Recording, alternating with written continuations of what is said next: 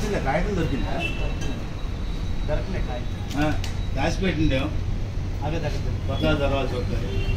మననే అన్నా అన్ని చదవాలంటే ఇబ్బంది అవుతుంది. అది దొరికిందిగా.